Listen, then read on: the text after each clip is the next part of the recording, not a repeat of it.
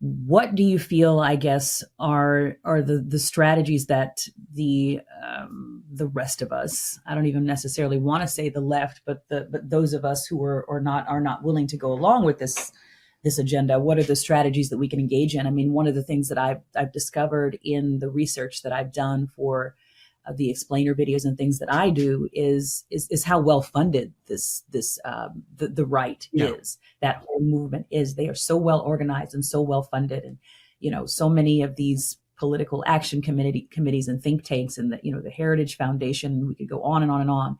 Now, Moms for Liberty and all of these groups who are just there Yeah. organizing, I like to say, like little worker bees below the surface. And just when you see Roe v. Wade come down, that wasn't something that was just planned for a year or two. This is something that has been in development for decades. They're playing the long game. Yeah. And I have never felt like the left or progressives have been nearly as well, have been nearly as knowledgeable about what is going on the right as they should be, or have been nearly as organized or well funded. And maybe that's just my perception. Maybe that's my overestimating the power of this other side, because I've been so connected to it or aware of it for so long. But what can progressives, what can the left do to make sure that they are sort of preemptively kind of getting ahead of some of this stuff rather than always reacting to it? I am, this is unlike the other topic where I was there and I can tell you exactly what I think. This is just, me, private citizen, casting about for ideas. But one thing I would say is the left does a miserable job of prioritizing.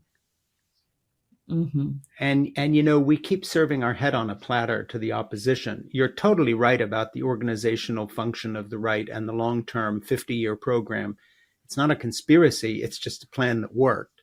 And the funding there from people like the Koch brothers and others. And now, new little wrinkle, as some of these libertarian tech bros throw their money into the fray, like Elon Musk, for instance, who now describes himself as a Republican, and who knows how much he's going to throw into the fight coming up in the next election to put Donald Trump back in the White House. There's a new kid in town, and these billionaires don't have any limit on spending. They're going to make the old funding of the right wing look like, the Koch brothers look like a Sunday school picnic, because, these are people who can take $44 billion and drop it into a vanity project like buying Twitter for the hell of it, and then decide that Republicans are more favorable toward libertarians who don't want to be regulated by any aspect of the U.S. government at all, and throw their money into it because corporate America actually has more power than the government now. And these guys know that because they're part of that structure. So that's a new thing. But other than that, I think you're totally right in terms of the long-term funding. And I think the only thing that the left can do to counter this is to be a lot smarter when it comes to prioritizing what we want to be talking about. And right now, me personally, all I want to be talking about is that there's only one issue that should bother or mean anything to anybody right now who I think is sane or patriotic. Just throw the net wide. And that is, we cannot have a Trump second term, or we will move from a democracy to an authoritarian system from which back there will not be a way back. And so this is like, want to talk about the environment? Forget it. The environmental movement is dead if Trump becomes president. Want to talk about gay rights or trans rights? Forget it. Pronouns is not the issue. To even spend 10 seconds on trying to correct people in terms of pronouns right now is ridiculous. The house is burning down. We're facing cataclysm. So I guess right now, between now and the election day coming up in 2024, my message to anybody who's not a Trumpist, right-wing, MAGA, loving cultist, in other words, anybody but that, whether they're Republican or Democrat or left-wing or black or white or lesbian or gay or trans or heterosexual or a grandfather or a young parent or a high school student, is only one thing. Forget everything except the next election and don't do anything to distract from that fight. Because this is the only thing that matters right now. Why? Because nothing else you care about will be the same the day after if Trump's back in the White House. And you will have lost every battle you're spending your time worrying about now, say trans rights or other gender issues or the future of gay marriage, all of which I believe in, by the way. Race relations, forget it. Defund or fund the police, not an issue. Nothing matters if we lose this fight. So is that alarmist? Yeah, you're damn straight it's alarmist, because this is the time to sound the alarm. I'm 71. I've been in this a long time, and there's never, ever in my lifetime been anything approach the crisis we face if Trump goes in for a second term, because he will be vengeful. He will not be running for a third term. It might be president for life for all we know at that point. His supporters are armed. They are angry. They are misinformed. They are conspiracists. And everything from vaccine availability on another pandemic all the way down to school shootings, to race relations, to gay rights, none of this is going to matter if we blindly walk into another Trump term.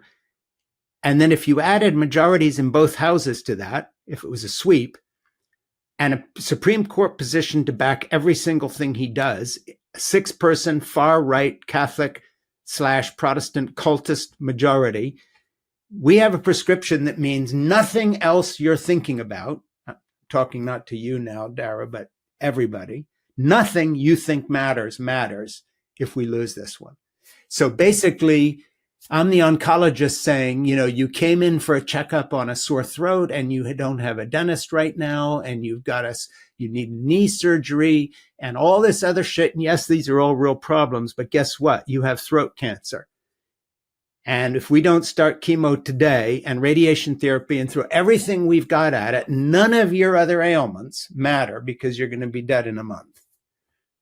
And that's the situation we're in. So to my friends on the left, I am begging, I am pleading, fight this fight. And when it's done, we can all get back to everything that bothers us that we want to correct. But right now, this minute, right now, as we face the future with Trump as potentially the president again, stop whining about Biden being too old, you idiots. He's done a good job. And if he is the candidate, goddamn, get behind him and fight tooth and nail, and stop worrying about whether, he can, if that's what's going to happen, throw your weight behind him. If you take a different view than he does on his leadership with the Palestinian-Israeli conflict, sorry, folks, none of that matters if Trump's president. We're going to have somebody who is an absolute authoritarian oligarch in power forever, and the people who follow him. And look at what's already happening with Mike Johnson, et cetera.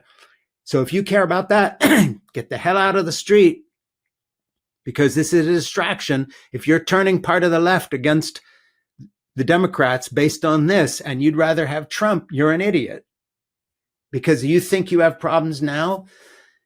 Netanyahu's best friend was Donald Trump. Open season. Told him we're going to move the embassy, and then after that, take the whole West Bank. Screw the Palestinians.